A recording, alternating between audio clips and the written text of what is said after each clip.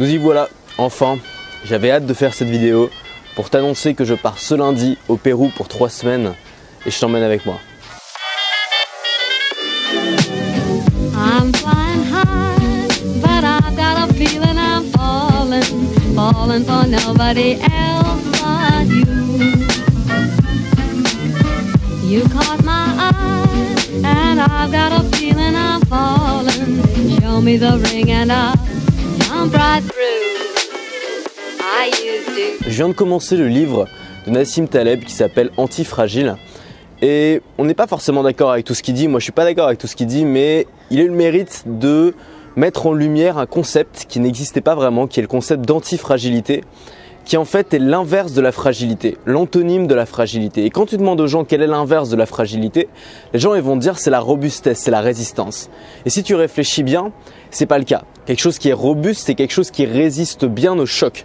Mais c'est pas quelque chose qui s'améliore face au choc. Et si tu veux prendre vraiment l'inverse de la fragilité, c'est-à-dire l'inverse de ce qui n'est pas résistant au choc, bah finalement ce serait quelque chose qui tire parti des chocs, quelque chose qui s'améliore face au choc, au chaos ou à la volatilité. Et je pense qu'en tant qu'être humain, on peut utiliser ça, on peut utiliser cette caractéristique d'antifragilité qu'on a pour s'améliorer dans le chaos. C'est un peu en fait ce que dit l'expression « ce qui ne nous tue pas nous rend plus fort ». Moi je suis quelqu'un de très casanier, c'est-à-dire que j'ai tendance à me complaire dans le confort. Quand je suis dans un endroit confortable, quand je suis dans une situation confortable, et je pense que c'est le cas d'à peu près tout le monde, bah on n'a pas envie d'en sortir, on a même envie d'aménager encore plus ce confort, d'améliorer encore plus ce confort. Mais je pense que le problème, c'est qu'à force de faire ça, à force de rester dans le confort qu'on recherche tous, on a tendance à ne plus profiter de ce confort et surtout à devenir dépendant de ce confort. Et pour moi, c'est le danger en fait du confort, c'est de devenir dépendant du confort, c'est-à-dire de ne plus être capable de vivre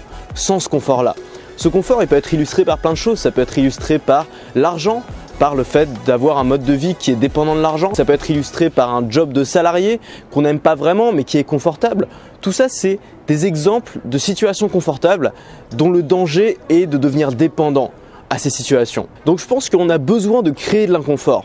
Il y a plein de moyens de créer de l'inconfort. Pour moi, le moyen qui fonctionne le mieux et que je préfère, c'est le voyage. Alors pourquoi j'ai choisi le voyage en solitaire? D'abord parce que tu connais le besoin de liberté que je ressens et que tu ressens sûrement aussi si tu suis ma chaîne. Et voyager seul, et je peux te le garantir parce que c'est ce que j'ai fait pendant presque 1 an, c'est ce qui t'apporte le plus de sensations de liberté. Quand tu es dans un car avec ta musique, à regarder le paysage qui défile tout seul alors que personne ne sait où tu es, personne ne sait où tu vas, en sachant que tu peux aller où tu veux quand tu veux, je peux dire qu'en termes de sensations de liberté, c'est extraordinaire. Pour moi, c'est vraiment le cœur du voyage et l'intérêt principal d'un voyage. Ensuite, c'est le fait d'être à l'étranger, de ne pas être chez soi.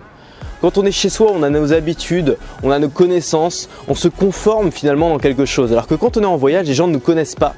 On peut être qui on veut. On n'est pas chez nous, on ne comprend pas tout ce qui se passe. Et je trouve que ça donne une sensation qui est toute particulière et qu'on ne peut pas ressentir quand on ne voyage pas. La troisième chose, c'est la débrouille. Le fait de ne pas tout contrôler et de l'accepter. Quand je suis parti au Sri Lanka en décembre 2015, je suis arrivé tout seul dans un pays que je ne connaissais pas. Pour la première fois, je voyageais seul. Je suis arrivé dans une ville qui s'appelle Colombo, qui est la capitale du Sri Lanka. C'était le chaos total, j'étais le seul blanc, tout le monde me regardait. Le premier mec qui était sympa avec moi, il a essayé de m'escroquer. Après, il y en avait plein d'autres qui ont essayé de m'escroquer. C'était dur, clairement c'était dur. Mais je m'en suis sorti en fait, je me suis débrouillé et finalement j'ai fait un super voyage que j'ai adoré, ça me fait des super souvenirs. Et le fait de réaliser que t'es pas si faible que tu le penses, que tu peux te débrouiller, que tu peux t'en sortir, que tu peux contrôler finalement des situations qui peuvent te paraître, voilà, où t'es pas du tout habitué à ce genre de situation, que tu peux maîtriser ça, que tu peux surmonter des situations difficiles. Le fait de savoir ça, c'est un sentiment extraordinaire qui te donne une confiance en toi que tu ne peux pas trouver ailleurs. La quatrième chose, c'est le minimalisme. C'est difficile d'être minimaliste chez toi, tu finis toujours par acheter des trucs. Sauf qu'en voyage, moi j'en profite pour me recalibrer sur le minimalisme. C'est-à-dire que je prends un sac avec moi qui a un sac cabine. Pour moi, c'est extrêmement important de voyager avec un sac cabine. Même si je voyage 3 mois, 6 mois, c'est extrêmement important parce que ça me prouve que tu peux vivre avec un sac cabine. Alors évidemment, après tu vas dans les hôtels qui ont tout ce qu'il faut, qui ont une salle de bain, qui ont une cuisine parfois, mais tu peux te débrouiller à peu près n'importe où dans le monde avec un sac cabine et ça c'est une sensation de liberté encore une fois énorme et ça te force aussi à garder que l'essentiel. La cinquième chose, c'est les idées. J'ai déjà dit que je trouvais jamais autant d'idées pour le travail, pour mes vidéos, pour mes formations que quand j'étais en voyage. Pourquoi? Parce que tu vois tellement des choses différentes de ce que tu as l'habitude de voir dans ton quotidien. Tu es tellement dans un environnement différent que forcément tu réfléchis, tu penses. Et puis quand tu voyages seul, bah, tu as du temps pour toi. Que ce soit dans les transports, que ce soit quand tu te balades, quand tu marches dans une ville, tu as du temps pour réfléchir, pour trouver des idées. Et pour moi, c'est un excellent moyen de remettre un peu les choses à plat, de me recalibrer et de trouver de nouvelles idées pour mon business. Enfin, les rencontres. Bien évidemment, quand tu es en voyage et surtout quand tu voyages seul, bah, tu vas être amené à rencontrer des gens, tu n'as pas le choix, tu vas pas rester tout seul dans ta bulle tout le temps. Même si tu es quelqu'un de timide, tu vas te forcer à le faire, tu vas le faire, tu vas rencontrer des locaux, tu vas peut-être faire des rencontres business. Moi, quand j'étais en Asie, j'ai fait pas mal de rencontres business et j'adore faire des rencontres business dans un endroit paradisiaque parce que c'est pas une rencontre business en fait. Finalement, on discute de rêves, on discute de liberté, on discute des raisons pour lesquelles on fait ce qu'on fait et c'est totalement différent et c'est génial. Et puis bien sûr les locaux, rencontrer des locaux. Moi j'ai gardé contact avec quelques locaux. Le but c'est pas forcément de garder contact et de faire des relations à long terme. Le but c'est juste de faire des souvenirs, des expériences. Et on en vient au dernier point pour lesquels j'aime les voyages, c'est les souvenirs. Aucune chose que tu peux acheter dans la vie, que ce soit une voiture, une maison, des objets, ne t'apportera les mêmes souvenirs que peut t'apporter une expérience comme un voyage. Un voyage pour moi c'est un investissement et c'est pas beaucoup d'argent. Quand tu mets peut-être 1000 € dans un billet d'avion aller-retour, plus 1000 € pour les frais quotidiens du voyage, tu as dépensé 2000 € pour un mois dont tu vas te souvenir toute ta vie. Moi mon voyage l'année dernière en Asie, mon voyage cet été en Amérique du Nord, c'est des souvenirs extraordinaires. J'ai des anecdotes sur tout et quand on dit les voyages forment la jeunesse, je pense que c'est vrai. D'ailleurs les voyages forment pas seulement la jeunesse mais forment tout le monde. Ça te forme à la vie et ça te fait des souvenirs qui vont construire ton personnage, qui vont construire ton identité. Et j'ai envie d'avoir des choses à raconter, que ce soit pour les autres, pour mes vidéos ou même pour moi, d'avoir des choses à me raconter. Les souvenirs, les expériences, c'est ce qui reste quand t'as plus rien. Bon alors soyons clairs, je ne suis pas un aventurier, en tout cas je ne me considère pas comme un aventurier. Je voyage un peu en mode confortable, c'est-à-dire je choisis souvent des beaux hôtels et tout, je me fais plaisir. Mais les voyages sont un moyen pour moi de me faire apprécier le confort du quotidien. J'adore rentrer, je t'ai déjà dit, mais j'adore partir en voyage et j'adore rentrer de voyage. Je suis jamais triste, je suis jamais déçu. Parce que rentrer, je me dis voilà, je vais retrouver ma vie, je vais retrouver mes amis, je vais retrouver ma famille, je suis content, je vais retrouver mon confort. Et quand je pars, bah, c'est une nouvelle expérience, c'est excitant, c'est l'aventure. Donc je suis content aussi. Et ça qui est génial, c'est l'effet de contraste. Un autre truc que j'aime bien faire en voyage, c'est alterner entre des hôtels confortables et des hôtels un peu routards.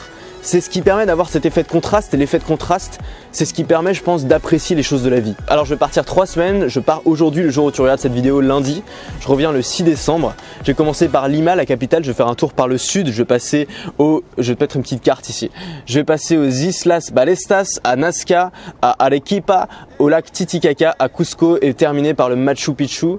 Il faut parler espagnol, tu l'as vu à mon accent, je suis pas un expert en espagnol, j'ai dû faire peut-être 8 ans d'espagnol mais je sais même pas compter jusqu'à 10. Moi tu sais peut-être comment je voyage, si tu me suis depuis longtemps, je voyage au jour le jour. C'est-à-dire que là, alors qu'il est, j'ai réservé que les 2 premières nuits d'hôtel et ensuite je réserve au fur et à mesure parce que ça me permet de savoir quand il y a un endroit qui me plaît, de rester un peu plus longtemps, quand il y a un endroit qui me plaît moins, de partir, de changer, d'avoir une totale liberté. Et je peux dire qu'aujourd'hui avec les applications, avec Agoda, avec Booking, avec Airbnb, tu peux faire ça, tu peux voyager au jour le jour et c'est facile. Je voyage avec un sac cabine, j'ai découvert vraiment, alors après maintes et maintes recherches et après avoir dépensé beaucoup d'argent dans des sacs que j'ai pas forcément beaucoup utilisés, je pense vraiment avoir trouvé le sac parfait. Je vais pas t'en parler tout de suite, je te laisse un peu le suspense, je t'en parlerai je pense là-bas au Pérou, je te montrerai tout ce que j'emporte. Donc reste connecté et regarde mes prochaines vidéos pour savoir un peu ce que j'ai pris comme sac et ce que j'ai mis dedans. En termes de matériel, je prends mon Canon G7X, je vais pas prendre le réflexe qui me filme ici parce que ça prend trop de place. J'ai choisi de faire vraiment exclusivement quasiment des vlogs. Donc je vais prendre le Canon G7X avec les GorillaPod comme en Asie. Je vais prendre mon drone, je vais essayer de faire des super plans de drone. Je vais prendre mon MacBook Air pour les montages, je vais prendre mon Kindle pour la lecture. Je vais prendre mes petites enceintes Bose pour les hôtels et je vais prendre mes écouteurs Quiet Comfort 30 qui sont des nouveaux écouteurs que je viens de recevoir, dont je te parlerai aussi très bientôt, qui sont absolument géniaux et qui réduisent le bruit. Si tu veux accéder à tout mon matériel, il y a toujours un lien en description de la vidéo avec les liens Amazon si ça t'intéresse. Voilà, donc là je me sens à la fois super excité de partir évidemment et en même temps un peu triste parce que voilà, j'ai pas mal d'attachement quand même à Paris, mais c'est une sensation que j'aime. C'est ça, sortir à mon avis de sa zone de confort. C'est aussi savoir s'arracher à des choses qui nous retiennent et en même temps se lancer dans quelque chose qui nous attire. Bien sûr, je vais te faire vivre tout ça au jour le jour. Il y aura une vidéo le lundi, une vidéo le mercredi, une vidéo le vendredi, ce sera des vlogs, je te raconterai mon voyage, je te ferai passer mes idées. J'espère que tu vas aimer. Moi j'ai 14 heures de vol qui m'attendent. Bon vent et reste libre. I'm flying high, but show me the ring and I'll jump right through. Show me the ring and I'll jump right through. Show me the ring and I'll jump right through.